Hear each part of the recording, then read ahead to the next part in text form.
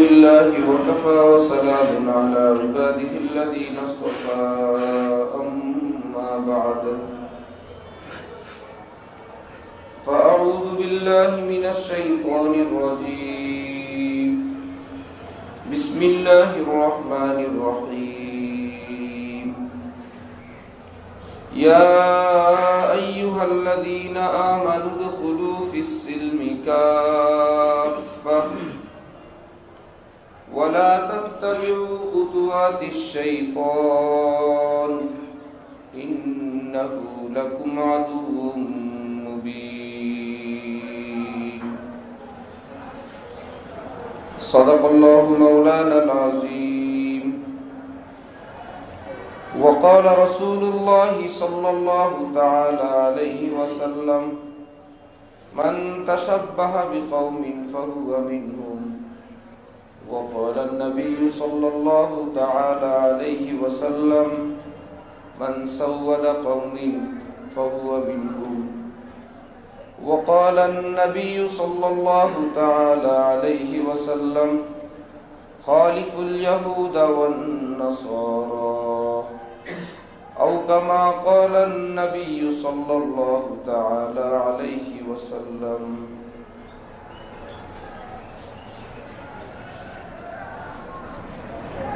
মোহতারাম মুসল্লিয়ানি কেরাম, আমি আল্লাহ পাকের পবিত্র কালামের এক অংশ বিশেষ তেলাওয়াত করলাম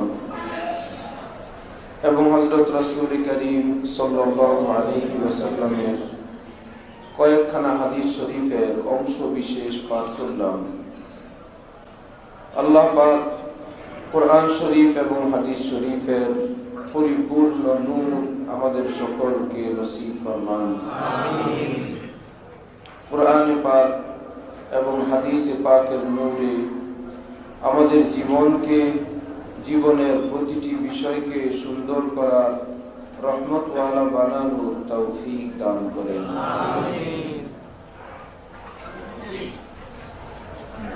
হযরত রাসূল করিম সাল্লাল্লাহু আলাইহি ওয়াসাল্লাম কিয়ামত পর্যন্তের জন্য রাসূল। আল্লাহ পাক রব্বুল আলামিন কিয়ামত পর্যন্তের জন্য দ্বীন উপরে, ইসলামের উপরে চলার সমস্ত সামান, সমস্ত প্রয়োজনীয় হেদায়াত হুজুর পাক সাল্লাল্লাহু আলাইহি ওয়াসাল্লামকে আল্লাহ পাক দান করে দিয়েছেন। কিছুই বাকি রাখেন নাই। ইসলামের শুরুতে ইহুদিদের, খ্রিস্টানদের প্রভাব ছিল পৃথিবীতে, যার জন্য ইহুদিদের স্বভাব এবং চরিত্রের বিপরীত একটা অবস্থা ছিল ইসলামের। তারা যদি রোজা একটা রাখে, আশুরার রোজা, আমরা কয়টা রাখি? কি ব্যাপার, তোমরা একটা রাখলে তোমাদের সঙ্গে আমাদের মিল নাই, আমরা একটা বেশি রেখা হইলেও তোমাদের থেকে একটু বেষ্টন করব। ইসলামের শুরুতে যখন ইহুদি খ্রিস্টানরা তাদের ইবাদতখানায় জুতা খুলে যাইত, পায়ের জুতা, স্যান্ডেল খুলে ইবাদতখানায় যাইত, নবীজি মুসলমানদেরকে বলছেন আমরা জুতা পরে নামাজ পড়ব। ইসলামের শুরুতে মুসলমানদের জুতা পরে নামাজের বিধান ছিল। কি ব্যাপার, তাদের সঙ্গে মিল থাকবে না। পরবর্তীতে তারা জুতা পরা শুরু করছে, ইসলামের বিধান, আমরা জুতা খুলে ফেললাম।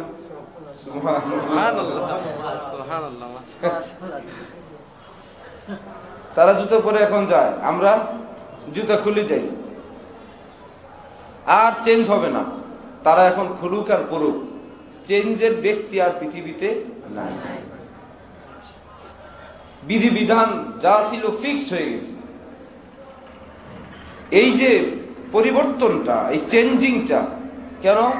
রাসূল সাল্লাল্লাহু আলাইহি ওয়াসাল্লাম বলে খালিফুল ইয়াহুদা ওয়ান নাসারা, ইহুদি খ্রিস্টানদের মুকাবেলা এবং মুখালিফ করে, তারা যেটা করবে বিপরীতটা তোমরা করবা। সুবহানাল্লাহ। দেখলেই যেন বোঝা যায় এটা মুসলমান। শুরুতে জুতা পরে নামাজ ছিল, এই জন্যই তো সেই হাদিস, রসুলের জুতার নিচে ময়লা ছিল।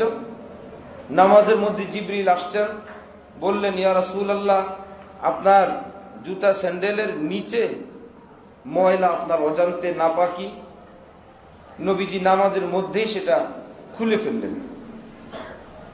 সামনের কাতারে সাহাবাগণ ওনারা দেখলেন, ওনারাও খুলে ফেলছেন। পরের কাতার সবাই দেখা দেখি নামাজের মধ্যেই খোলা শেষ। সালাম ফেরানোর পর রাসূল সাল্লাল্লাহু আলাইহি ওয়াসাল্লাম জিজ্ঞাসা করছেন যে কি ব্যাপার, তোমাদেরটা খুলে ফেললা? ইয়া রাসূলুল্লাহ, আমরা দেখছি সামনের কাতার খুলে ফেলছে। সামনেওয়ালারা বলে আমরা দেখলাম আপনি খুলে ফেলছেন, এই জন্য আমরাও খুলে ফেলছি। আরে আমার কাছে তো জিবরিল আসছেন, আমার জুতা স্যান্ডেলের নিচে ময়লা, এই সংবাদ দিলেন, তোমাদের কাছেও কি আসছিলেন? বললেন আমাদের কাছে তো জিবরিল আসে না, জিবরিলের বড় কেউ আমাদের সামনে থাকে। জিবরিল আসার দরকার কি? জিবরিলের চেয়ে বড় কেউ সামনে না? তিনি যা করেন আমরাও তাই করি। আপনি খুলে ফেলছেন, আমরাও খুলে ফেলছি। কি অর্থ?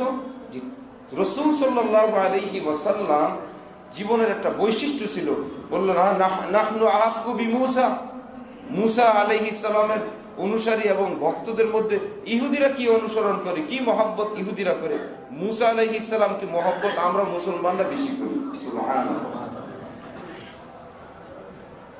খ্রিস্টান ধর্ম হযরত ঈসার জন্য, হযরত ঈসার মা হযরত মারিয়াম, কোরআনে পাকে রব্বুল আলামিন হযরত মারিয়ামের নামে সূরা মারিয়াম নাযিল করেছেন। এই কথা বুঝাইছেন যে মারিয়ামকে খ্রিস্টানরা অত ভালোবাসে না, আমার আখিরি নবীর উম্মতরা যত ভালোবাসবে। সুবহানাল্লাহ।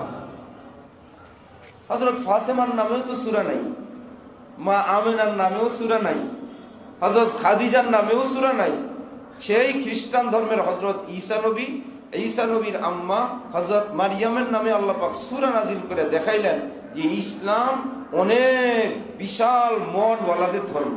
সুবহানাল্লাহ। অনেক বড় আত্মাওয়ালাদের ধর্মের নাম ইসলাম। যে তোমাদের মতন সব ব্যাপারে যে আমাদের মনের মধ্যে এরকম কিচ্ছুতা নাই, হ্যাঁ আমরা ভিন্নতা দেখাবো রব্বুল আলামিনকে। আয় আল্লাহ, তারা যদি এটা করে আমরা আরেকটা করে আপনাকে আরো বেশি ভালোবাসবো।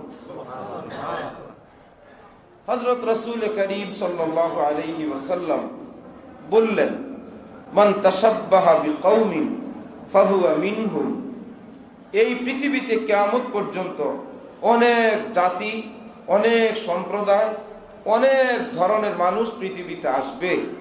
আজ থেকে কিয়ামত পর্যন্ত আমার উম্মতের কেউ যদি ভিন্ন কারো বেশভূষা, ভিন্ন কারো সংস্কৃতি, ভিন্ন কারো সভ্যতা গ্রহণ করে, তাদের মতন চলে বলে, তাদের মতন পোশাক পরে, তাদের মতন আনন্দ উৎসব করে উদযাপন করে, রসুল বলেন শুনে রাখো ফাহুয়া মিনহুম, সে আর আমাদের থাকে না, সে যার অনুসরণ করলো সে তাদের হয়ে যায়। হাজার মুসলমান কিন্তু ইহুদিদের অনুসরণ, রসুল বলেন তাহলে তুমি আর আমাদের থাকো নাই। আব্দুল্লাহ বিন সালাম রাদিয়াল্লাহু আনহু ইহুদি আলেম, আহলে কিতাব। রসুল আসার আগের যুগের দিন যতটুকুন ছিল সেটা তারা মানতেন। হুজুর সাল্লাল্লাহু আলাইহি ওয়াসাল্লামের সংবাদ পাওয়ার পর আগের থেকে অপেক্ষা ইসলাম গ্রহণ করবেন, ইসলামও গ্রহণ করে ফেলছেন। ইহুদি একজন আলেম আব্দুল্লাহ বিন সালাম। এখন ইহুদি ধর্মে উটের গোশত খাওয়া হারাম। ইহুদি ধর্মে উটের গোশত খাওয়া কি হারাম। ইসলাম ধর্মে উটের গোশত খাওয়া হালাল, জায়েজ। না খাইলে কোনো ক্ষতি আছে? অনেকে দেখেও নাই, খায়ও নাই, কোনো সমস্যা নাই, অসুবিধা নাই, একটা জায়েজ বস্তু, আমরা পাই নাই, খাই নাই। আব্দুল্লাহ বিন সালাম ইসলাম গ্রহণের পর শুনলেন যে উটের গোশত খাওয়া এই ধর্মে তো হালাল। তো হালাল জায়েজ বস্তু মানে হলো খাইলে খাওয়া যায়। এতদিন যে জিনিসটাকে হারাম জানতাম, এখন সেই জিনিসটা খাই কিভাবে? হারাম মনে করার কারণে একটা ঘৃণা থাকে না মনে, যে এই জিনিসটাকে কাক কাক খাওয়া কি হালাল না হারাম? এখন কেউ যদি বলে হালাল, কবুতরের মতনই না, মন টানবে না, জিহ্বা লাগায় টেস্ট করব, ওইটুকুনি রুচিতে আসে না, পরেরটা পরে। এখন তারা জানতেন উটের গোশত খাওয়া হারাম, এখন ইসলামে সেটা হালাল। ভাবলেন যদি আমি না খাই, ইসলামের দৃষ্টিতে তো আমি কোনো গুনাহ করলাম না। আর সঙ্গে ইহুদি ধর্মের যে নিয়মটা ছিল সেটাও ভিতরে ভিতরে পালন হয়ে গেল। না খাইলে ইহুদি ধর্মের উপরেও আমল হয়ে গেল, আর ইসলাম ধর্মেরও কোনো ক্ষতি হইল না। চলো আমি উটের গোশত খাবো না। কেউ উটের গোশত না খাইলে ইসলামের কোনো ক্ষতি নাই, সুতরাং আমি না খাইলে ইসলামের দৃষ্টিতেও কোনো ত্রুটি থাকবে না, আর সঙ্গে ইহুদি ধর্মের ওই বিধানটা সেটাও থেকে গেল। একটু পরে আয়াত নাযিল হয়েছে রাসূলুল্লাহ সাল্লাল্লাহু আলাইহি ওয়াসাল্লামের উপর। জিবরিল আমিন আসলেন আর বললেন, ইয়া আইয়ুহাল্লাযীনা আমানু দুখুলু ফিস সিলমি কাফা, যারা ইসলাম গ্রহণ করছে এদেরকে পুরোপুরি ইসলামের মধ্যে প্রবেশ করতে বলেন। সুবহানাল্লাহ। ধর্ম গ্রহণ করলো ইসলাম, এখন সে আগের ইহুদি প্রীতি রয়ে গেছে, উটের গোশত খাবে না, যেন ইহুদি ধর্মের সঙ্গে সাংঘর্ষিক না হয়, সংঘর্ষ না লাগে। এই জন্যই তো এখনো কামেল মুসলমান হয় নাই, ইসলামে পুরোপুরি প্রবেশ করে নাই। এদেরকে বলেন উদখুলু ফিস সিলমি কাফা, মুসলমান যদি হয় ইসলামের মধ্যে যেন পুরোপুরি প্রবেশ করে। নবীজি শুনাইলেন, বললেন রব্বুল আলামিন তারপরে যেটা বলেন, ওয়ালা তাত্তাবিউ খুতুওয়াতিশ শাইতান, মনের মধ্যে শয়তানের যত কুমন্ত্রণা ওয়াসওয়াসা, যে এই মিল সেই মিল, এই যুক্তি, এই শয়তানের এই নষ্ট কথার যেন অনুসরণ না করে। কেন? ইন্নাহু লাকুম আদুব্বুম মুবিন, শয়তান হইল ভয়ঙ্কর দুশমন। সে যাই করে তার মধ্যে দুশমনির বিষ মিশ্রিত থাকে। কি সুন্দর যুক্তি দেয়া বুঝাইলো, না খাইলে তো কোনো ক্ষতি নেই, খেলাম না। কিন্তু এই আমাদের না খাওয়া আর ওনার না খাওয়া একরকম, একটু বেশ কম, বেশ কম। খায় নাই, কিন্তু ওনার সঙ্গে যে আগেরটাও রক্ষা হইলো, এইটাও রক্ষা হইলো, এই হয়েছে ঝামেলা। ও ইহুদিদের গন্ধ, ইহুদিদের ছাপ কিছু কিছু এখনো রয়ে গেছে। উদখুলু ফিস সিলমি কাফা।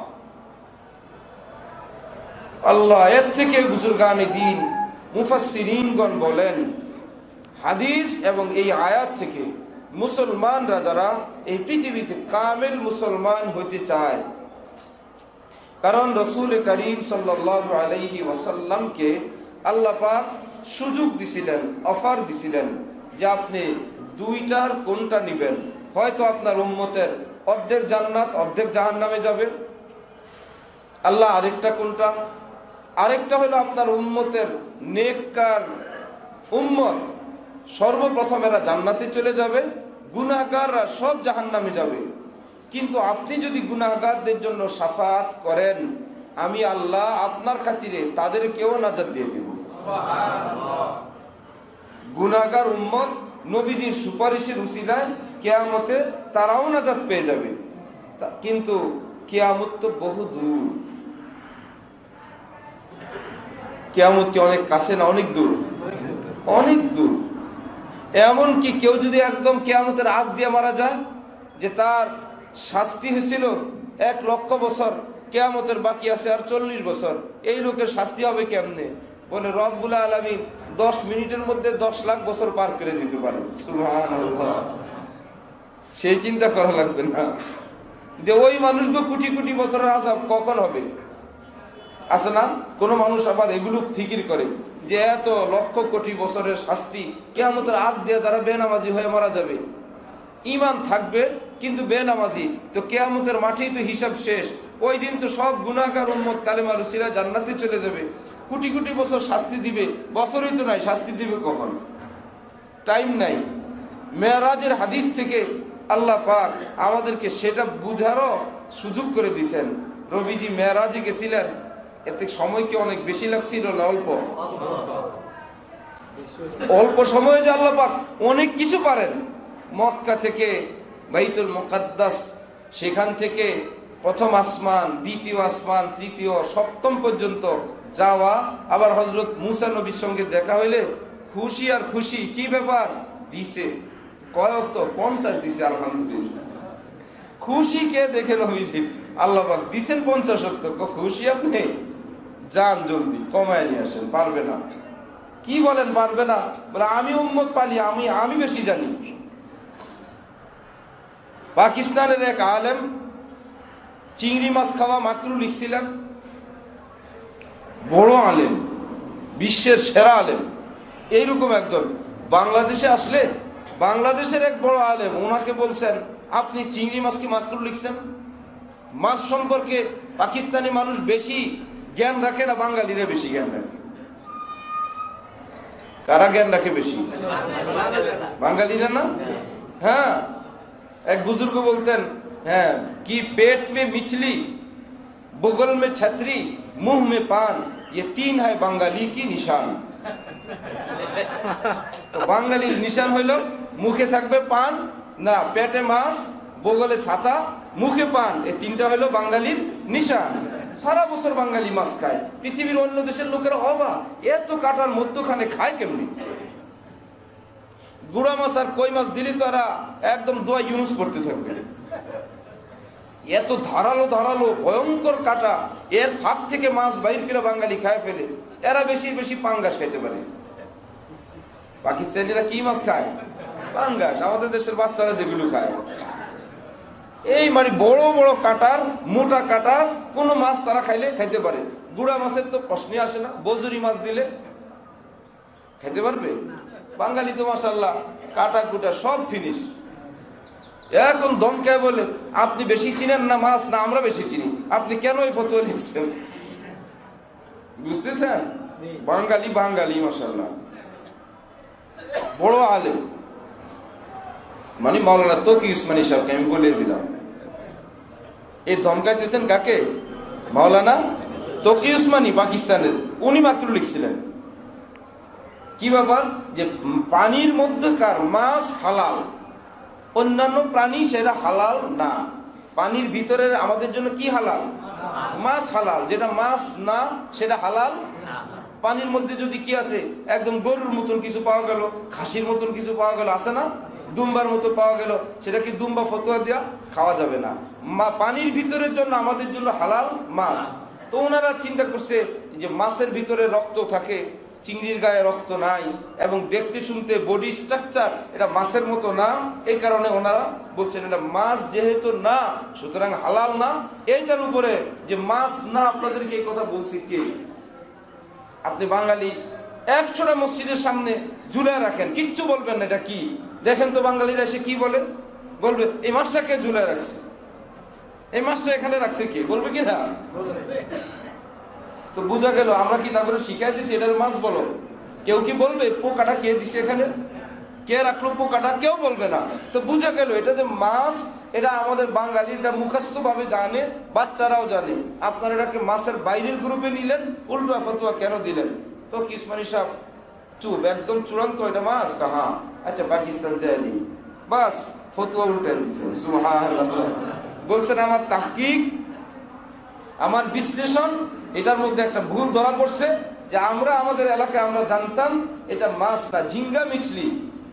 উর্দুতে কি বলে? ঝিঙ্গা, চিংড়িকে, যে ইয়ে মাকরু নেই হ্যায় হালাল হয়। আবার কিতাব ছাপছেন, একে বলে আলেমী দিন, যে বলছি তো বলছি, মান ইজ্জত গেলে যা, থাকলে থাক না। স্পষ্ট হয়ে গেছে এটা আমার একটা ভুল তাহকিক ছিল। ভুলের উপর ময়রা নিজের সম্মান রক্ষা করা এটা সম্মান না, ভুল থেকে ফিরতে পারা বাবা আদমের সুন্নাত। সুবহানাল্লাহ। একদম ফতোয়া চেঞ্জ, ওনার কিতাবে আবার ছাইপা আসছে এ হালাল। এখন বাঙালিরা যারা ওনার কাছে পড়েন, দারুল উলুম করাচিতে বিশাল মাদ্রাসা, আচ্ছা বাঙালিরা খানার আয়োজন করছে, তো কি উসমানী সাহেবকেও দাওয়াত দিছে, সেখানে বাজার থেকে চিংড়ি মাছ নিয়ে বাজি করে দিচ্ছে। যে আপনি যে হালাল বললেন, দেখি আপনি হালাল্লাহ কদ্দুর বলছেন।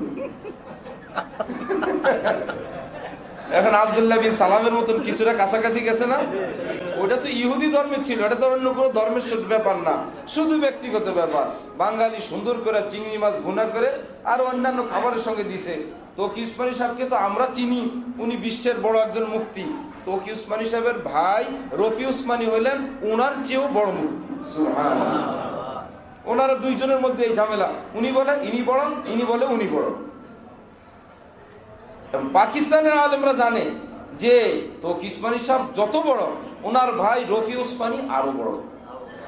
এই জন্য মুফতি আজম পাকিস্তান ছিল মুফতি শফি সাহেবের নাম, ওনার আব্বার নাম। ওনার আব্বার ইন্তেকালের পর এই মর্যাদা, মুফতি আজমের এই মর্যাদা ওনার ভাই রফি উসমানীকে বলা হয়। সুবহানাল্লাহ। কিন্তু দোনো ভাই তো দোনো ভাই। এক সময় ব্যাডমিন্টন র্যাকেট দারুল উলুম মাদ্রাসার সামনে দোনো ভাই খেলতেন। ব্যাডমিন্টন খেলা জায়েজ ভাই, শরীর চর্চার জন্য। ওনার এক শাগরেদ বলছে, দুনিয়ার যেখানেই সফরে যান আজ পর্যন্ত শরীর চর্চা এবং ওনার ব্যায়াম এবং হাঁটাহাঁটি এখনো বন্ধ নেই। আমরা তো মনে করি হুজুর মানুষ, একটু জোরে গেলে শরম। হুজুর মানুষ এ ব্যায়াম করে নাকি? নাউজুবিল্লাহ। ইমাম সব যদি এলাকায় ব্যায়াম করে, মুসল্লিরা যদি দেখে আর ওই মসজিদে নামাজ পড়বে না, ইমামের তাকওয়া নাই। কি না ইমামের তাকওয়ার কমতি। দেখলাম হুজুর ব্যায়াম করে, আল্লাহ ওয়ালারা আবার এগুলো করে নাকি? শিখছি আমরা যা তাই হয়েছে। যাই হোক, উনি ফতোয়ার উপর থাকছেন না, ফিরে আসছেন। কি বাবার বাঙালি দমকের চোটে আবার বাঙালিরা গুনাহ করে দিছে। এখন বলতেছে যে ভাই আমরা এগুলোকে আগে মাকরু বলতাম, এখন তো এটা তাহকিক করে জায়েজ, চলো বিসমিল্লাহ, খাওয়া শুরু করে দিছে। সুবহানাল্লাহ। যে এটা আগে আমরা এসা বলছি, এতদিন খাই নাই না, বিধান তো আমরা গোলাম। ইয়্যাকা না'বুদু, আল্লাহ সিদ্ধান্ত আমাদের না। আল্লাহ আমরা আপনার দ্বীন ইসলামের গোলামি করি, আপনি যেটা বলবেন আমরা তাই মানি। সুবহানাল্লাহ। একটু আগে আপনার হুকুমটা নির্ধারণ করতে আমাদের ভুল হয়েছিল। হুকুম তো আপনার, নির্ধারণে আমাদের হেরফের হয়েছিল। আমরা এখন সঠিক পথে আসলাম, আল্লাহ আমরা হালালটা খাইতেছি। যেটা হালাল আপনি বললে হালাল, আপনি বললে সেটা হারাম। হযরত মুসা নবীকে, হযরত মুসা আলাইহিস সালাম আমাদের রাসূলকে বললেন, উম্মত আপনি পালছেন কয়দিন পালছেন?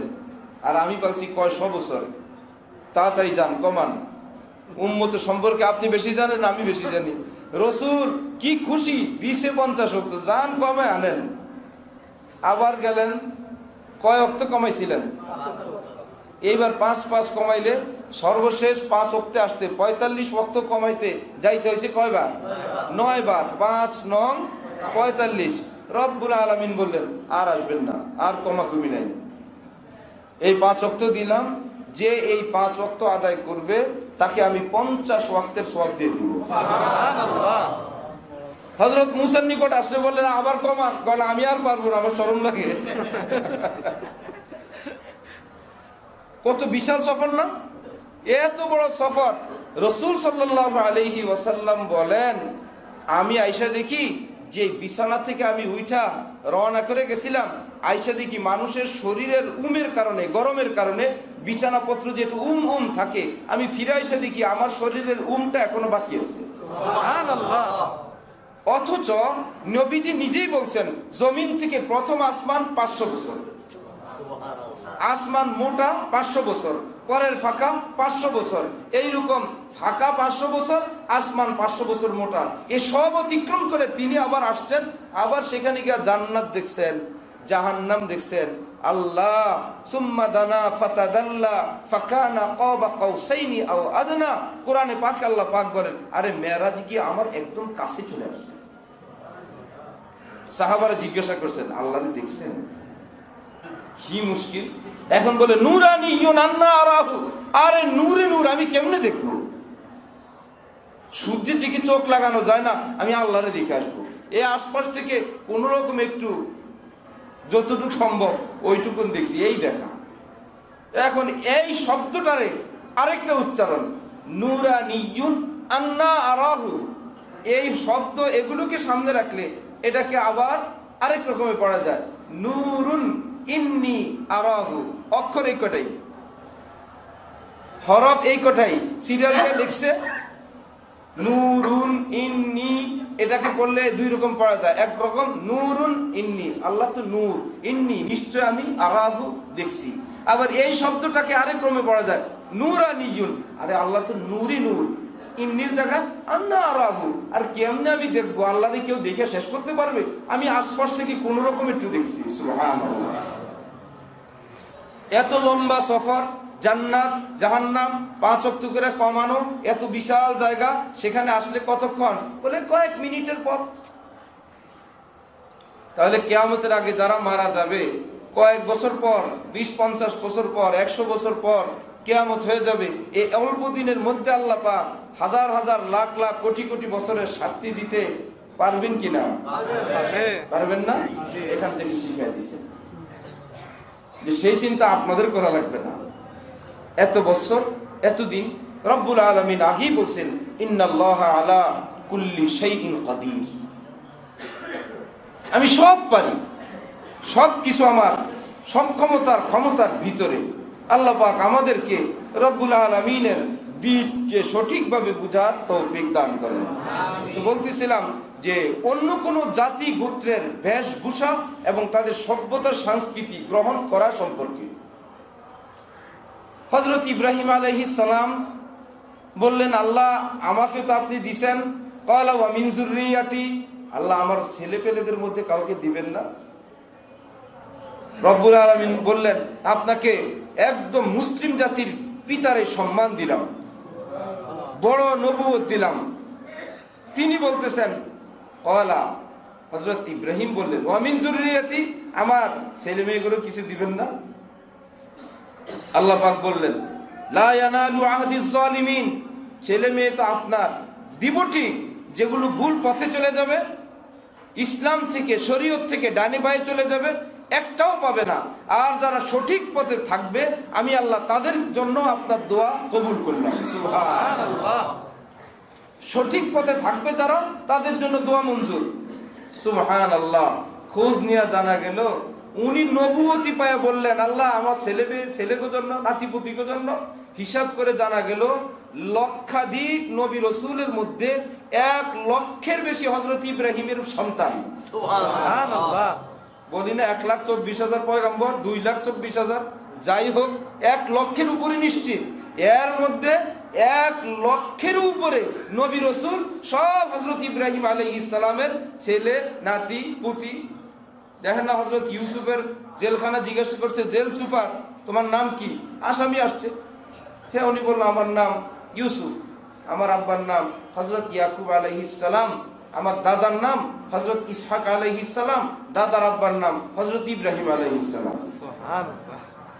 এগুলো কথা জেল সুপার যদি শুনে, আসামি ইয়াকুব নবীর ছেলে, ইয়াকুব নবীর আব্বা হযরত ইসহাক নবী, ইসহাক নবীর আব্বা হযরত ইব্রাহিম, এই বেটার আর কোনো মাথা ঠিক আছে? বলল, খবরদার, আপনি কোনো টেনশন করেন, আপনি থাকেন, আপনার এই কথা শুনে তো আমি আপনার প্রতি দুর্বল হয়ে গেলাম। আবার অন্য মানুষদেরকে জিজ্ঞাসা করছে নতুন বন্দির খবর কি? আসলো যে, বলল খবর হইলো সারা রাত নামাজ পড়েন, সারা রাত অন্যান্য বন্দীদের খেদমত করেন, সারা রাত নামাজ, সারাদিন খেদমত, ঘুম বলে আমরা তো এরকমই দেখি। তো তাকে দায়িকা নাম টাম জিজ্ঞাসা করলে বললে নেই। তো এখানেই তো নবী কয়জন? হযরত ইউসুফ নবী না? উনি নবী। ওনার আব্বা ইয়াকুব আলাইহিস সালাম, তাও নবী। ওনার দাদা হযরত ইসহাক, তাও নবী। দাদার আব্বা হযরত ইব্রাহিম, তাও নবী। রব্বুল আলামিন বলেন, কবুল করলাম, 1 লক্ষের বেশি আপনার সন্তানদেরকে আমি নবুয়ত দিলাম। সুবহানাল্লাহ। প্রশ্ন হইল, নিজে নবুয়ত পায় খুশি হয়ে গেছিলেন না সন্তানের কথা মনে রাখছেন? এটা উদ্দেশ্য। কোরআন শরীফে রব্বুল আলামিন বলেন, আল্লাহর কাছে দোয়া, রব্বানা হাব লানা মিন আজওয়াজিনা ওয়া যুররিয়াতিনা কুররাতা আয়ুন, আল্লাহ আমাদেরকে স্ত্রী এমন দেন, সন্তানাদি এমন দেন, যাদেরকে দেখলে আমাদের চোখ জুড়ে যায়, যাদের কথা ভাবলে, তাদের আচরণ দেখলে প্রাণ জুড়ে যায়। এতটা পরহেজগার, এতটা মুত্তাকি, এতটা আল্লাহওয়ালা। মুত্তাকি আসলো কোত্থেকে? এখানে তো কুররাত আয়ুন, একটু পরে বললে ওয়াজআলনা লিল মুত্তাকিনা ইমামা, আল্লাহ এরা হবে সবাই মুত্তাকি, আমি হব মুত্তাকিদের চেয়ে বড় মুত্তাকি, ইমাম সাহেব। সুবহানাল্লাহ। শিক্ষা কি ইসলামের? সন্তানকে মুত্তাকির জন্য দোয়া করো, আর নিজে আরো বড় মুত্তাকি হওয়ার দোয়া করো। আল্লাহ এরা হবে মুত্তাকি, আমি হব মুত্তাকিদের ইমাম, মানে আরো বড় মুত্তাকি। সন্তানের কথা আছে না নাই? আছে না? হযরত রাসূল সাল্লাল্লাহু আলাইহি ওয়াসাল্লাম মেরাজে গেলেন, গিয়েই বললেন আত-তাহিয়াতু লিল্লাহ ওয়াস সালাওয়াত ওয়াত তাইয়্যিবাত। যে আত-তাহিয়াতু আমরা পড়ি, শুরু অংশ কে বললেন? রাসূলুল্লাহ সাল্লাল্লাহু আলাইহি ওয়াসাল্লাম। আল্লাহ পাকের সম্মানে আত-তাহিয়াতু লিল্লাহ ওয়াস সালাওয়াত ওয়াত তাইয়্যিবাত, আমাদের জাহিরি বাতিনি জিসমি শারীরিক মালি যত ইবাদত যত প্রশংসা সব আপনার। সুবহানাল্লাহ। আল্লাহ পাক বললেন যে আপনি এত শুরু করছেন, আমি কিছু বলবো না, আপনি মেহমান হয়ে আমার বাড়িতে আসছেন। আসসালামু আলাইকা আইয়ুহান নাবিয়্যু ওয়া রাহমাতুল্লাহি ওয়া বারাকাতুহু। সুবহানাল্লাহ। আত-তাহিয়াতুর মধ্যে পড়েন সবাই, এটা মেরাজের কিচ্ছা। এটা নবী গিয়া বললেন আত-তাহিয়াতু লিল্লাহ ওয়াস সালাওয়াত ওয়াত তাইয়্যিবাত। আল্লাহ বলেন আসসালামু আলাইকা আইয়ুহান নাবিয়্যু ওয়া রাহমাতুল্লাহি ওয়া বারাকাতুহু। রাস্তায় এসে হযরত জিবরিল যেখান থেকে দাঁড়ায় আছেন আর যাইতে পারেন না, যখন শুনলেন দুইজনে মিললে আমি এত কষ্ট করে মাইজপথ পর্যন্ত আসলাম, আমার কোনো নামও তো দেখি না, বলে আসসালামু আলাইনা। সালামকে বলে আপনি নিয়ে যাইতেছেন, আলাইনা আমরা ফেরেশতারা আছি না, আমাদের জন্য সালাম। ওয়া আলা ইবাদিল্লাহিস সলিহিন, কিয়ামত পর্যন্ত যত নেককার মুসলমান তাদের জন্য আজকের মেরাজের দিনে সালাম। সুবহানাল্লাহ। সবটা যোগ হয়ে কি হয়ে গেছে? আত-তাহিয়াত। শুনছেন? এখন রব্বুল আলামিন এই মেরাজের মধ্যে হযরত জিবরিল কি নিচে কথা বলেন, আল্লাহর কথা না বললে শুধু নিজেরটা বলেন না মিয়া আসসালামু আলাইনা। আপনি জিবরিল আইছেন দেখে মিকাইলের কথা ভুলে দেবেন? বলেন আসসালামু আলাইয়া না আলাইনা বলেন। আমরা যাতে ফেরেশতারা আছি আমাদের জন্য আল্লাহ আপনার রহমত চাই। রব্বুল আলামিন বললে তাহলে আমার বান্দা যারা মেরাজে আসতে পারে নাই, মেরাজের কোনো ভাগ তারা পাবে না। বলো ওয়া আলা ইবাদিল্লাহিস সলিহিন, সালাম শুধু আজকে আমাদের আর তোমাদের মধ্যে না, কিয়ামত পর্যন্ত নেককার মুসলমান যারা তাদের জন্য আজকে আল্লাহর রহমতের ঘোষণা। সুবহানাল্লাহ। আমাদেরকে ভুলে গেছিলেন না? আমরা সেখানেও ছিলাম না? হযরত ইব্রাহিম নিজে পায়া খুশি হয়ে গেছিলেন না সন্তানের কথা মনে রাখছেন? নিজে বুজুর্গ হওয়ার কথা না নিজের সন্তানকেও বুজুর্গ বানানোর কথা? রব্বুল আলামিন বলেন এত ওয়াজ যদি না বুঝে আসে, লম্বা না ওয়াজ, কু আনফুসাকুম ওয়া আহলিকুম নারা, তুমি তোমাকে তোমার সন্তানকে আগুন থেকে বাঁচাও, জাহান্নাম থেকে। কোরআন শরীফের জাহান্নামের নাম জাহান্নামও আছে, এখানে জাহান্নাম না বলে আল্লাহ পাক বলেন আগুন থেকে বাঁচাও। তুমি তোমাকে তোমার সন্তানদেরকে আগুন থেকে বাঁচাও। নিজের সন্তান বুলে চেরাগ ধরতে যায়, চেরাগ ধরো না, ধরলে কিন্তু হাত পুড়ে যাবে। বাচ্চা আগাইতেছে, মা বলতেছে যেও না, গেলে কিন্তু হাত পুড়ে যাবে। এরপর বাচ্চা যায়, গেলে যাক, আমাদের দায়িত্ব ছিল আমরা বলে দিছি।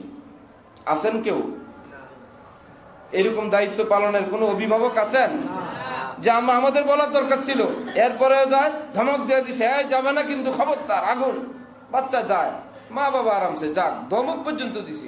এরপরে বলতেছে আজকে শাস্তি দেব, কিন্তু ধরলে বলে অত কথা নাই। এখন বাচ্চাকে হাত ধরে ফিরে আনা হয়েছে, বাচ্চা কান্নাকাটি গড়াগড়ি। এই জন্য রাগ করে বলো ঠিক আছে আমাদের চেষ্টা করার পরও যেহেতু থামো না, এই জন্য চারাক তোমার হাতে দিয়ে দিলাম, তুমি পড়লি তুমি যাই। কেউ এই কাজ করে? রব্বুল আলামিন আগুন শব্দ দিয়া, এক আগুন দিয়া জাহান্নামের আগুন বুঝাইলেন যে জাহান্নামী চরিত্র থেকে বাঁচানোর জন্য মিঠা মিঠা কথা এগুলো করে না কিন্তু হবে না, খবরদার যায় না কিন্তু হবে না। হাত ধরে নিয়ে আসছেন, এরকম মুসরামুসি লাফালাফি করে ছেড়ে দিলেন, হবে না। এক দুই কথা বলার পর হয় না দেখে নিজেই জাহান্নামের ব্যবস্থা করে দিলেন, হবে না। রব্বুল আলামিন বলেন আগুন থেকে বাঁচানোর জন্য বাচ্চারে পিটান লাগাইলে পিটান, কানলে কান্দুক, যা ইচ্ছা তাই করুক, আগুন ধরতে দেওয়া যাবে না, এটা চূড়ান্ত ফয়সালা। রব্বুল আলামিন বলেন এই আগুন যেরকম বুঝো জাহান্নামের আগুন থেকে বাঁচানোর জন্য, ওই রকম চরিত্র থেকে বাঁচানোর জন্য তোমার সিদ্ধান্ত কমপক্ষে এতটুকু হওয়া চাই। শুনতেছেন? শুধু সন্তানের জন্য, আমাদের জন্য নাই। বললেন তুমি নিজে ওইভাবে বাঁচাও, সন্তানকে ওইভাবে বাঁচাও। আজকে সারা পৃথিবীতে কাফের মুশরিকরা হাজার নষ্টামির আইটেম বাইর করছে। রাসূল বলেন, যদি তাদের নষ্টামির সঙ্গে তুমি ওই বেশ ধরো, তুমি আমার কেউ না, তুমি তাদের। আল্লাহ বলেন, জাহান্নাম থেকে বাঁচাও তোমাকে, সন্তানদেরকে আগুন থেকে বাঁচাও। আজকে মুসলমান যারা মসজিদে, তাদের স্ত্রী সন্তান আর রাস্তাঘাটে। বহু মুসলমান এরকম আছে, খোঁজ নিলে হুজুর বলছি শোনে না। কি বলবো হুজুর, ছেলে তার বন্ধুদের সঙ্গে, মেয়ে তার বান্ধবীদের সঙ্গে চলে যায় ডান বামে। হুজুর বুঝেন তো যুগ জামানা। আমরা কি বুঝাবো, আমাদেরকে বুঝায়। হুজুর আপনি বুঝেন কিনা? এখন আমরা বলতো হ্যাঁ বুঝি। তো সুতরাং ওই কোন কোন আল্লাহওয়ালা বুজুর্গানি দিন রাস্তার মধ্যখানে হিন্দুদের পূজা চলে, গেলে হাদিস যে যেই সম্প্রদায়ের লোক সংখ্যা বাড়াবে, আরেক হাদিসে নবী বলেন, ও তুমি এদের দলটারে বড় বানাইলা, তুমি একজন যাওয়াতে একজন বাড়ছে, 10 জন যাওয়াতে 10 জন বাড়লো, হিন্দুদের পূজার লোক। রসুল বলেন, ও এদের দল তুমি ভারী করলা, তাহলে তুমি আমাদের না, তুমি কিয়ামতে ওদের দলের হয়ে উঠবে। নাউজুবিল্লাহ। এখন মধ্যখানে পূজা, রাস্তা অতিক্রম করতে পূজায় যাওয়া লাগবে। এখন কি করবে, যে যতক্ষণ সময় আমি অতিক্রম করব ততক্ষণ একজন লোক বেশি দেখা যাবে না? পূজার পথটা দিয়ে যতক্ষণ আমি অতিক্রম করব ততক্ষণ টাইম পূজার মধ্যে একজন লোক বেশি দেখা যাবে না? তাহলে রসুল যে বলছেন, যে যেই দল ভারী করে সে সেই দলের অন্তর্ভুক্ত। তো আমিও তো যেন ওই দলটাকে কিছু সময়ের জন্য ভারী করলাম। এই সংক্ষিপ্ত রাস্তা রেখা বহু মাইল দূর দিয়ে যাইতেন, তবুও অল্প সময়ের জন্য হিন্দুদের পূজার এই মানুষকে বাড়তে দিতেন না, যে কিছু সময়ের জন্য লোক বেশি দেখা যাবে, আমি পারবো না, মাগো আমি কিয়ামতে এদের দলে। অথচ এখন শুরুর থেকে ধর্ম যার যার, উৎসব মোটামুটি ছন্দ মিলে গেছে। ছন্দটা মিলছে না? ছন্দ মিললে কথা ঠিক হয়ে যায়?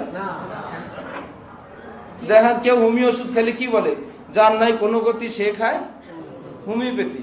নিজের বন্ধু বান্ধবরা যদি কেউ করে, কিরে কি করস, আমি মাদ্রাসায় পড়াই, তুই ইমামতি করি, যার নাই কোনো গতি সে করে ইমামতি। হইল কি? আপনি কই যে অ্যালোপ্যাথি খেয়েছি, যার নাই কোনো গতি হ্যাঁ খায় অ্যালোপ্যাথি। ছন্দ মিললেই কথা ঠিক হয়ে যায়?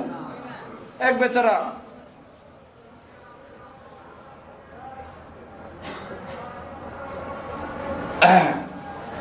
আদা বিক্রি করে, আদা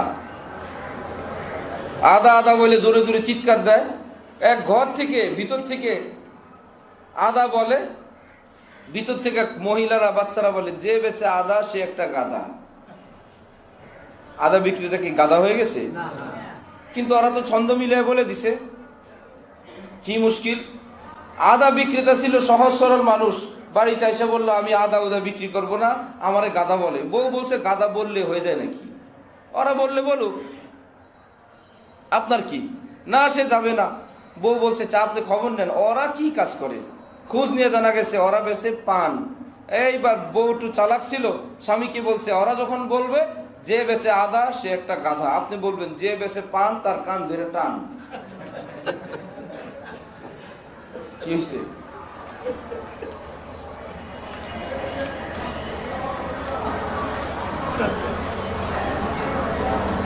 বাদামতলীর ফল ব্যবসায়ী সভাপতি হারুন সাহেব অসুস্থ, তার সুস্থতার জন্য সবার কাছে দোয়া চাইছেন। সবাই দোয়া করবেন আল্লাহ সুস্থ করে দেন, ঠিক আছে? পরে মনে নাও থাকতে পারে, চিঠি যেহেতু আসছে, দোয়া আল্লাহ পাক ওনাকে সুস্থতার সঙ্গে নিয়ে খায়ার দান করেন, আমিন।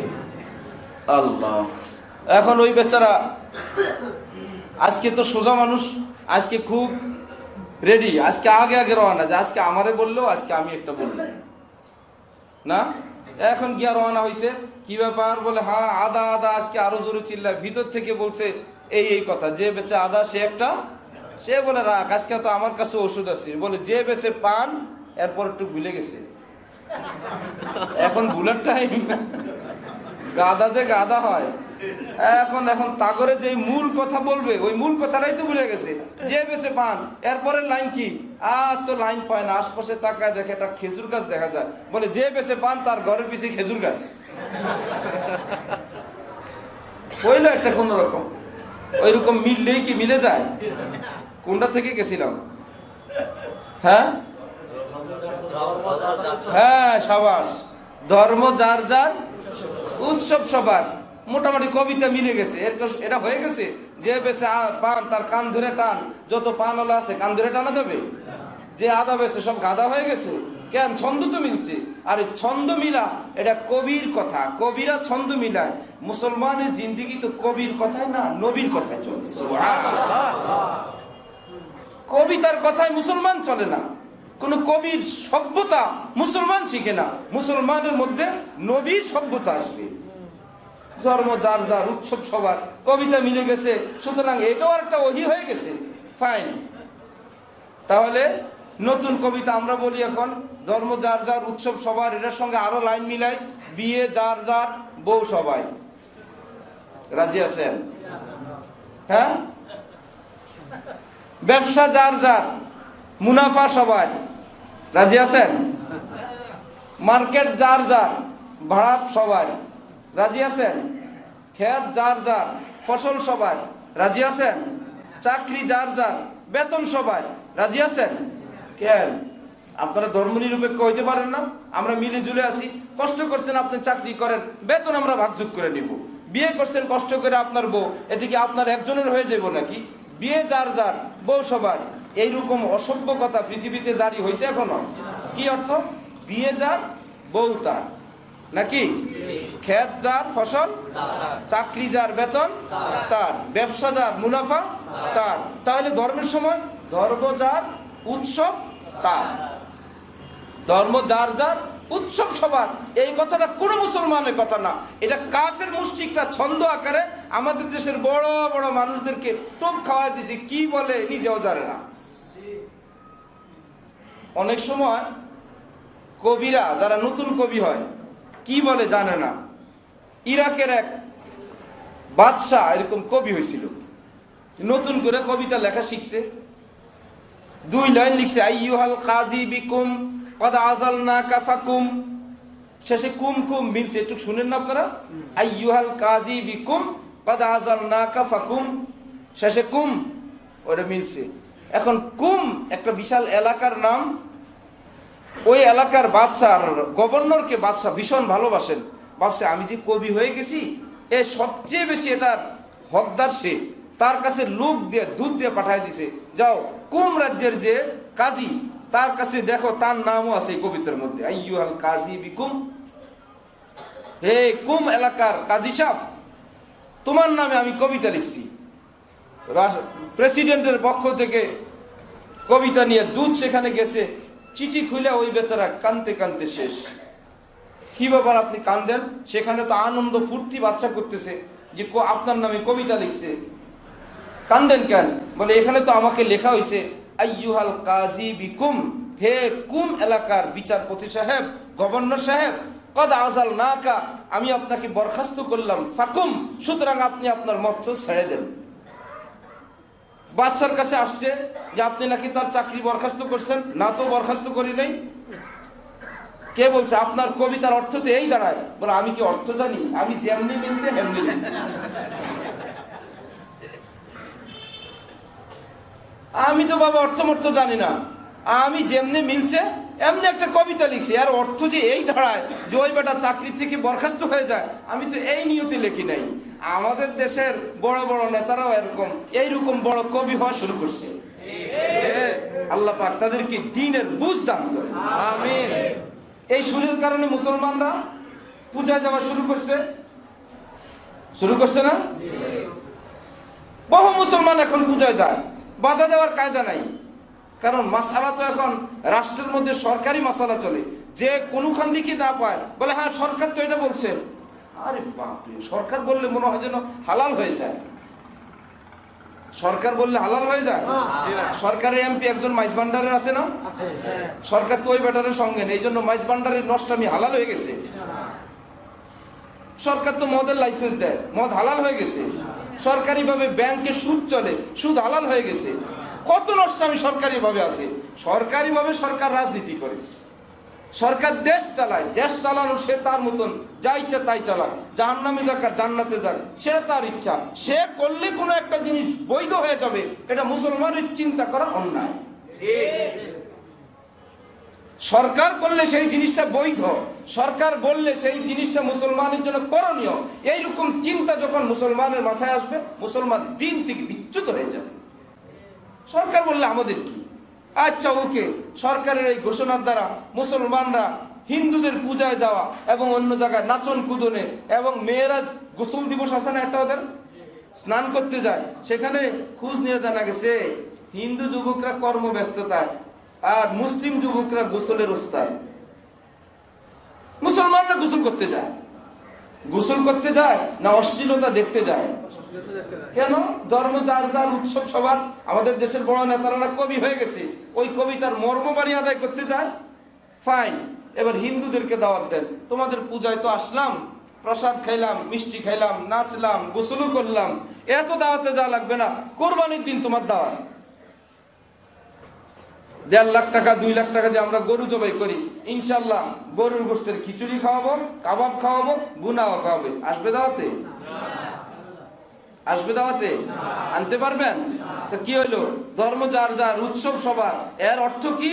যে হিন্দুদেরকে আমাদের দিনের অনুষ্ঠানে আনা নয়, মুসলমানদেরকে হিন্দুদের পূজায় পাঠায় দেওয়ার একটা ষড়যন্ত্র, কত কৌশল। তাদেরকে আনা নয়, আমরা যেন যাইতে পারি। এইবার গোপালগঞ্জে এক স্কুলের পরীক্ষার্থীরা শনিবার তারা পরীক্ষা দিবে না। কি ব্যাপার? আমাদের পবিত্র দিন, আমরা এই দিন ধর্মীয় অনুষ্ঠানের দিন আমরা কোনো পরীক্ষা দিব না, সরকারি পরীক্ষা, সেন্টার পরীক্ষা। এখন জেলার ডিসি, এসপি, টিউনু, ইউনু সবাই মিলে এই পরীক্ষার্থীদেরকে এক জায়গায় আলাদা আটকে রাখছে। রাইখা সময় পার হওয়ার পর রাত্রে তাদের পরীক্ষা শুরু হয়েছে। কি ব্যাপার? যে তাদের ধর্মের প্রতি আমাদের শ্রদ্ধা রাখা দরকার। খ্রিস্টানদের জন্য ধর্মের দিন, সেটাকে এত শ্রদ্ধা রাখা দরকার। বুয়েটে যান, ঢাকা ভার্সিটিতে যান, এই জুমার সময় বহু জায়গায় পরীক্ষা চলতে থাকে, বহু জায়গায় পরীক্ষা চলে, পরীক্ষার কারণে জুমা পড়তে পারে না, অ্যাভেলেবেল ঘটনা। ও ধর্ম যার যার, উৎসব সবার, ধর্ম যার যার, উৎসব সবার, এই নামে মুসলমানদের দ্বীন ঈমান রক্ষা করা নয়, এই সুর দিয়া কাফের ইহুদিদেরকে অতি উৎসাহ দিয়া তাদের ভোট কালেকশন করা, আর কিচ্ছু না। বিদেশিদেরকে বোঝানো আমরা মুসলমান, মুসলমান হয়েও ইসলামের জন্য এত পাগল না, তোমাদের ধর্মের জন্য আমরা যত পাগল। তোমাদের অনুষ্ঠানে আমরা হাজির হই, আমাদের অনুষ্ঠানে তোমরা না আসলেও অসুবিধা নেই। আমাদের ওয়াজ মাহফিলে আসবে বয়ান শোনার জন্য, অথচ আলেম ওলামাদেরকে মাদ্রাসায় অনুষ্ঠানে দাওয়াত দেয়। কি? যে মাদ্রাসায়, মসজিদে চিঠি আসে মাঝে মাঝে যে এখানে একটু মাদক বিরোধী, জঙ্গি বিরোধী আলোচনা করবেন। মসজিদের মুসল্লিরা তারা কি মাদক ব্যবসায়ী? ওয়াজ দরকার কোথায়? চিঠি পাঠান দরকার কোথায়? সেখানে চিঠি যায় না, সেখানে মিটিং হয় না, মিটিং হয় নামাজি। এটা ইনডাইরেক্ট এই দাড়িওয়ালা টুপিওয়ালা নামাজিদের উপর ওই একটা অন্যায়, যে চুরি করছে সে যেরকম আগেই বলে চোর চোর, যাতে চোরের অপবাদ নিজের উপর না গিয়া অন্যের উপর যায়, সেই রকম একটা কঠিন ষড়যন্ত্র। মুসলমানদেরকে নামাজিদের মধ্যে সেখানে মাদক বিরোধী একটু ওয়াজ করবেন হুজুর। আরে মাদক বিরোধী ওয়াজের জন্য স্কুলে নিয়ে যাও, কলেজে নিয়ে যাও, ভার্সিটিতে নিয়ে যাও, সবচাইতে বড় দরকার মন্ত্রী পরিষদে আমাদেরকে নিয়ে যাও। আমাদেরকে ওয়াজ এক নম্বরে করা দরকার, সংসদে ওয়াজ করা দরকার। সবাই জানে, সব জায়গায় চলে, ওয়াজ করো মুসল্লিদেরকে, তাহাজ্জুদ গুজারদেরকে, আল্লাহওয়ালাদেরকে, ফেরেশতার মতো চরিত্র মুসলমানদের জীবনে কালিমা লেপনের একটা গভীর থেকে গভীর ষড়যন্ত্র ছাড়া কিচ্ছু নেই। ধর্ম যার যার, উৎসব সবার।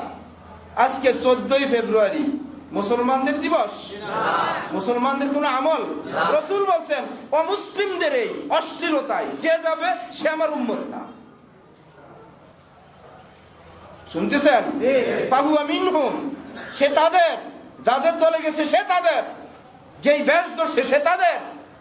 আমাদেরকে শিক্ষা দেওয়া হয় আমরা মানুষ, কে কোন ধর্মের এটা বড় পরিচয় না, আমরা বাঙালি।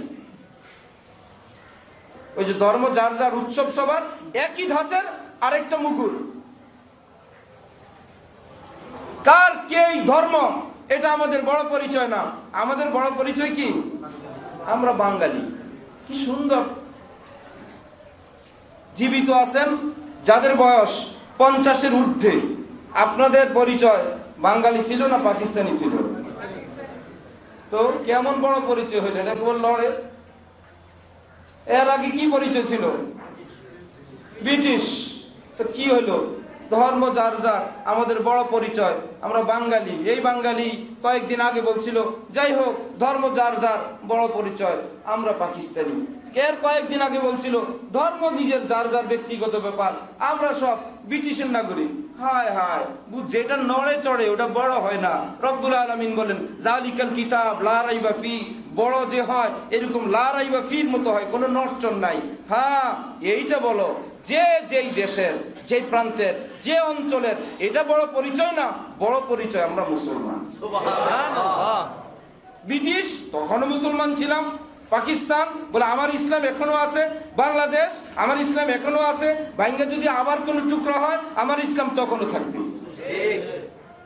বড় পরিচয় বাঙালি না মুসলমান? আস্তে ইসলাম থেকে এক ধাপ নিচে নামায় নিয়ে আসছে। এইবার শাকে যাও একত্র করার পর আমরা যেহেতু বাঙালি, আমাদের বাঙালিদের কি কি ফজিলত, আমরা আগে কি কি করতাম?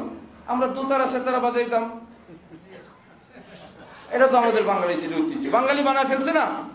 এইবার নিয়ে আসছি ইসলাম থেকে এক ধাপ নিচে, ইসলামের কোনো কথা নাই। আমরা তো আগে এই বাজাইতাম, আর কি করতাম? ঘুড়ি উড়াইতাম, আর কি করতাম? এরকম উৎসব করতাম, আর কি করতাম? গান গাইতাম। এই তো আমাদের বাঙালি। সুতরাং যেই মোল্লারা আমাদের বাঙালিদের ঐতিহ্য আঘাত করবে, তাদের বিরুদ্ধে রাষ্ট্র শক্তি দিয়া প্রতিরোধ করা হবে। কি ফাইন ব্যবস্থা! শুধু ইসলাম থেকে নামায় নিয়ে আসছে। আর কোন ঐতিহ্য ছিল না আমাদের বাঙালিদের? ছিল কিনা? যদি আরো পিছনে যায় এবং তোমরা যখন দুতারা সেতারা বাজাইতা বাঙালিদের ঐতিহ্য, তখন আমাদের দেশের মা বোনরা খোলামেলা চলতো না, বোরকা পরে চলতেন। ওটা ঐতিহ্য হয় না? তোমরা যখন দুতারা সেতারা দিয়ে গান বাজাইতা, প্রতিদিন ফজরের পরে ঘর ঘর থেকে গান বাজনার আওয়াজ আসতো না, কোরআনে পাকের আওয়াজ আসতো। এটা হয় না বাঙালির ঐতিহ্য? বাঙালির ঐতিহ্য হয় না যে যেখানে আছে সব মানুষ নামাজ পড়বে? মুরব্বী বাবা যদি ক্ষেতের আইলে থাকেন, গামছা মাথায় পেঁচা তিনি নামাজ সেখানে পড়তেন। হইতে পারে না বাঙালির ঐতিহ্য? যদি বলো ওইটা অনেক দূরের, তা আজকের দিনের ধর্মনিরপেক্ষ এবং যারা বিভিন্ন দলের মানুষ, কোনটা ঐতিহ্য কোনটার মধ্যে সব মানুষ, আজকে মুসলমানদের ঘরগুলো পরীক্ষা করা হোক। আল্লাহর কসম করে বলবো, যতটা টেলিভিশন পাওয়া যাবে একটা হইলেও আল্লাহর কালাম বেশি পাওয়া যাবে। কোরআন শরীফ বেশি বেশি পাওয়া যাবে না? তো ঐতিহ্য তো সেই থেকে শুরু এই পর্যন্ত কোরআনের ঐতিহ্য এখনো রক্ষা আছে। আরে যতগুলো টেলিভিশন আছে এর চাইতে বেশি মুসলমানের ঘরে জায়নামাজ এখনো আছে। তো ঐতিহ্য তো জায়নামাজের ঐতিহ্য, ঐতিহ্য তো কোরআনে পাকের ঐতিহ্য, ঐতিহ্য সেজদার ঐতিহ্য, ঐতিহ্য তো টুপি। পরীক্ষা করো তোমার টেলিভিশন কয়টা আছে, মুসলমানদের নবীর সুন্নাহ টুপি কয়টা আছে, দেখবে টুপির সংখ্যা এখনো বেশি আছে। তো ধর ঐতিহ্য, বাঙালির ঐতিহ্য আমরা নামাজি, বাঙালির ঐতিহ্য আমরা পর্দানিশীল, বাঙালির ঐতিহ্য আমরা টুপিওয়ালা, বাঙালির ঐতিহ্য আমরা জায়নামাজওয়ালা, বাঙালির ঐতিহ্য আমরা তসবিহওয়ালা। ওই ঐতিহ্য বললে তো আর আমাদের আসল মতলব ধর্ম যার যার, উৎসব সবার বলে বাঙালিদেরকে অমুসলিমদের ধারে কাছে নিয়ে যাওয়া, সেটা তো আর আদায় হয় না। এই কারণে সেটা বলা যাবে না। যেটা নিজের মতলবে মিলে, ওই যে ভণ্ড পীরের কাছে মুরিদ হয়েছে একজন পীরই তো ভণ্ড, বদমাশ, ভাব ধরে। আমাদের এক উস্তাদ বলতেন, কেউ হইল দরবেশ, এটা তো ভালো জিনিস, দরবেশ ভালো না? আর কেউ হইল ধরে বেশ, ধরে বেশ, একটু দরবেশ ধরে বেশ, একটু বেশ কম, ও দরবেশ না ধরে বেশ। এরকম ধরে বেশ, বেশ ধরা ভণ্ড পীরের কাছে এক বেচারা মুরিদ হইছে। সে বেচারা তো মনে করছে ভালো, আমি আল্লাহর জন্য গেছি, একজন খাঁটি ওলি আল্লাহ, কুম্বিশা গাল ভার করে রাখে, এটাই তো আল্লাহ আল্লাহ হওয়ার লক্ষণ নাকি? গাল ভার করে কথা কম বলে, এটা হলো ভাব ধরা, ওই যে ধরে বেশ, এটা ওইটা। এখন পিসাব বললো কোনো স্বপ্ন দেখলে আমাকে জানায়ও। ভাবছে মুরিদ বেশ ফ্রেশ, যেভাবে আসছে ইখলাসের সঙ্গে আল্লাহর জন্য, মুরিদ মনে হয় ভালো। ওর কোনো স্বপ্ন দিয়া মনে হয় পীর মুরিদির বাজারটা আমার একটু বলবো, দেখছস এই যে আল্লাহওয়ালা নামাজি মুরিদ, সে কি দেখছে। এখন কয়েকদিন পরেই বলতেছে, হুজুর একটা স্বপ্ন দেখলাম। কি দেখছো কি দেখছো? হুজুর রাস্তা দিয়ে আপনার আমি যাই, হঠাৎ দেখলাম দুইজন দুই পাশে পড়ে গেছি। আমি পড়ছি একটা পায়খানার গর্তের মধ্যে, আপনি পড়ছেন একটা দুধের নহরে। এখন সুবহানাল্লাহ, অন্য আশপাশের মুরিদদেরকে দেখছো? এটা আল্লাহর ইশারা। আমি কত বড় কুতুব এই যুগের, আল্লাহ পাক সত্য যুগে তোমাকে সেটা বুঝাইছি। মুরিদ বলতেছে, হুজুর স্বপ্ন তো শেষ হয় নাই। শেষ হয় নাই মানে স্বপ্ন তো আরো আছে। কি আছে? বলে একটু পর দেখলাম আমি এই গুয়ের গর্ত থেকে উঠছি রাস্তার মধ্যে, আপনি দুধের নহর থেকে উঠছেন। দেখলাম কি হুজুর, আমি আপনার শরীরের দুধগুলো চাইতে যেটা খাইতেছি, আর আপনি আমার শরীরের গুগুলো চাইতে যেটা খাইতেছেন। শয়তানে দেখাইছে, শয়তানের কাম। ও এতক্ষণ এটা আল্লাহ রহমতের ফেরেশতা দেখাইছে, যখন নিজের গায়ে পড়ছে এখন শয়তানে দেখাইছে। বুঝছি মতলবে আমি আসি, আর যখন স্বার্থের বিপরীতে যায় আমি নাই। রব্বুল আলামিন বলেন, মুসলমানরা তো এমন হয় না, ওয়াল্লাযীনা আমানু আশাদ্দু হুব্বান লিল্লাহ, স্বার্থেও আল্লাহ, স্বার্থ কুরবানিতেও আল্লাহ। মা বাপ, দেশ, দুনিয়া, বাগান, ধন দৌলত, মক্কা ছাড়া লাগবে আল্লাহর জন্য। রব্বুল আলামিন বলেন, হাসতে হাসতে মক্কা ত্যাগ করে চলে যেতে পারে, এদের নাম মুসলমান। সব ছেড়ে দিছে, আল্লাহকে পৌঁছবে। হ্যাঁ ইয়া রাসূলুল্লাহ, চলেন গাট্টি মাথায় মদিনায় রওনা। সব বর্জন করে দিছেন। আজকে একটু স্বার্থ বর্জন করা যায় না, একটু নফসের চাহিদা বর্জন করা যায় না, বাচ্চাদের একটু চোখের পানি সহ্য করা যায় না, নিজের স্ত্রীর একটু অন্যায় আবদার, সেটা থেকে নিজেকে দূরে রাখা যায় না। হুজুর বলছিলাম, রব্বুল আলামিন বলে, তোমাকে আমি এই ডিপার্টমেন্টের প্রধান বানাইলাম, কিয়ামতে তোমার স্ত্রী, তোমার সন্তানকে দ্বীনের উপর রাখার জন্য কি কি প্ল্যান, প্রোগ্রাম, পরিকল্পনা একটা একটা করে আমাকে শোনার লাগবে। যে আমি আটকে রাখছিলাম, ঘর তালা দিয়ে রাখছিলাম, চাবি আমার কাছে ছিল, বাইরে তো পারেন একটাও। বলছি খুন করে ফেলবো এক কদম গেল। ওরে বাবা, বাবা তো আগের মতো নরম হাসি নাই রে। নিজের গেট তালা মাইরা দারোয়ানের চাবি নিয়ে গেছে, বল চাবি আমার কাছে, মরলে এই বাড়িতে মরে যাবি। কিছু মেয়ের মা বাবা আছে তুলু তুলু করে, এই কেবল একটা বিচার দিলে, হ্যাঁ তোর এই কথা বললো, সিএনজি দেখ, অথবা আমি পাঠাইতেছি এখনই চলে আয়।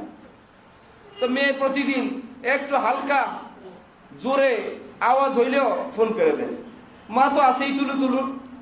এই মেয়েরা কি স্বামীর বাড়ি সুখে থাকতে পারে? বিচারেরও শেষ নাই, নালিশেরও শেষ নাই, চোখের পানিও শেষ নাই, পানি প্যান প্যান করে বাইরে দিতে থাকে। অস্ত্র তো একটা আছেই, কিচ্ছু না পারলে প্যান প্যান করে কান্দে দিবে, আর মনে করবে যে হকের উপর থাকে তার তো চোখের পানি আসে। মেয়ে মানুষের চোখের পানি হক আর বাতিল লাগে না, ওটা এমনি আসে, বুঝতেছেন? ওটা ফিরিস। আচ্ছা, এখন এক মা তার মেয়ে তারে ফোন দিছে যে আমাকে এই বলছে আমি আসবো এই বাড়িতে, আমাকে নিয়ে যান। মা বলছে নিয়ে যান মানে ওই বাড়িতে থাকবি, মরলে ওই বাড়িতে মরবি, আমরা জানাজা দিতে আসবো। যদি মারা যাস ওই বাড়িতে মারা যাবি, আমরা এই বাড়ি থেকে জানাজা দিতে আসবো, খবরদার আসলে এই বাড়িতে তো জায়গা নাই। এখন দুঃখ কষ্ট কমা শুরু হয়েছে, ওরে বাবা রে, মা তো আজরাই না, এখন আর হেলো হেলো করে ফোনও দেয় না, অনেক দুঃখ কষ্ট নিজেই গুছায় নেয়, নিজেই এখন আগের মতন না, এখন নিজেই সচেতন হয়ে গেছে যে না, মারে হেলো বললে সিএনজি আর প্রাইভেট কার পাঠাবে না, বলছে কি মরলে জানাজা দিতে আসবে। নিজের ছেলে মেয়েদেরকে যারা একটু কানলেই ছুটি দিয়ে দেন, বলবো হ্যাঁ কান্দে দে, ওকে।